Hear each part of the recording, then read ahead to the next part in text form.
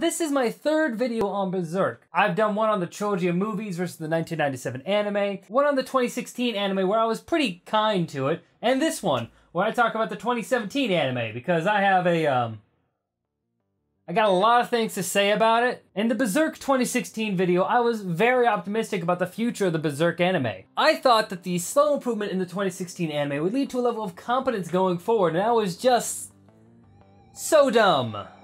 So very dumb and wrong. 2017 did not get better. In fact, you could say it was worse. Or maybe my spirit finally broke and I was no longer able to pretend I was okay with this in any way, shape, or form. It finally sunk into me that this anime has animation quality around the tier of an amateur YouTube video. It's painful. In my desire for this anime, I just wanted it to be so many things that it never could be and never was going to be. But that's enough moaning and groaning. Let's actually dive into this and talk about the pain ride that is Berserk 2017.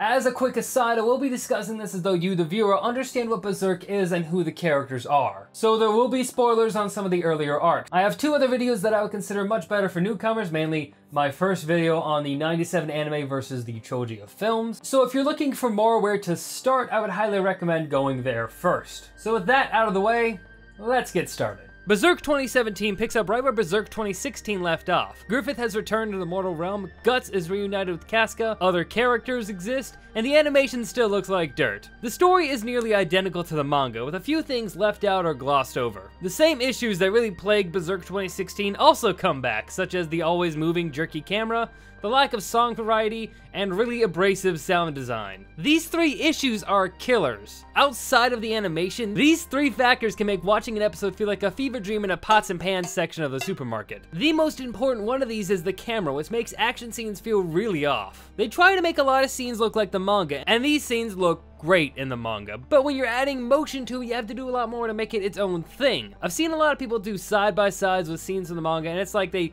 literally just animated what they saw. Now, if you're a purist, I'm sure you're happy with that choice. Keep everything the same. In the past, I have made arguments towards more faithful adaptations, such as Fullmetal Alchemist Brotherhood over Fullmetal Alchemist, but this feels less like trying to be loyal to the source material and more like not having their own ideas of how to make this all work. It's incredible how many times even just normal shots, camera on character talking, can feel like an adventure as the camera just does not want to behave at all. I think what they're going for here is to give the shots something a little more interesting by adding movement, but the camera does not need to always be moving.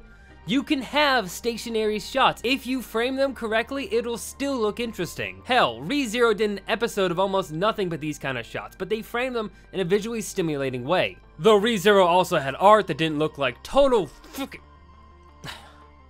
Whatever, let's just move on. The sound of Berserk 2017 is just headache-inducing at times. Clangs and crunching noises are frequently overused and are just so abrasive in the mix that they become impossible to ignore. Repetitive Foley sounds aren't necessarily the problem here. Lots of shows only have a few sound effects, but many times you don't notice it because they aren't as loud and impossible to ignore. It also doesn't help that the music is repetitive and the visuals make your eyes kind of glaze over, heightening your other senses like Daredevil to make the sound stand out even more. It's painful. It's really just painful. As for story, it's a little harder to get a grip on how to properly critique it. The events are technically almost exactly what happens in the manga. Guts and Casca are reunited after the Conviction arc, but with Griffith now returned to the mortal plane, the world is becoming more and more dangerous for them. Guts and Griffith then go about building their own groups, with Griffith attracting all the powerful apostles in the land to fight alongside him. They come for many reasons, the main one being that they're supernatural beings that are bound to serve members of the God Hand. With these ridiculously powerful allies, Griffith is able to gain control in a war breaking out across Midland. His aspiration of becoming king still squarely in his path.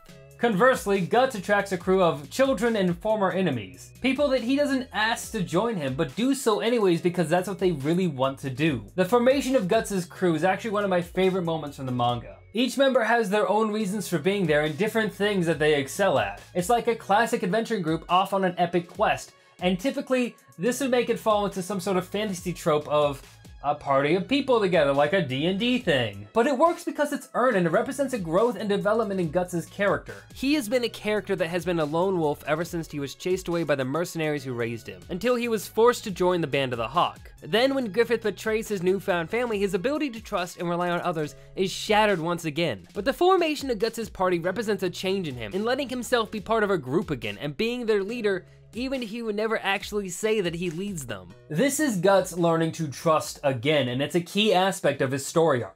Now, there are things that are good about these animes. The intros for seasons 1 and 2 are really good. I actually really like them. I like this animation, I like the art style, and the 9mm Parabellum But, I believe that's how you say that. Their music fits perfectly into the intro, and it has this great feel, this Berserk feel, and I love it. It's also given Berserk more recognition as of late, which is always a great thing. Since the anime has come out, it's been a lot easier to find merch at anime conventions.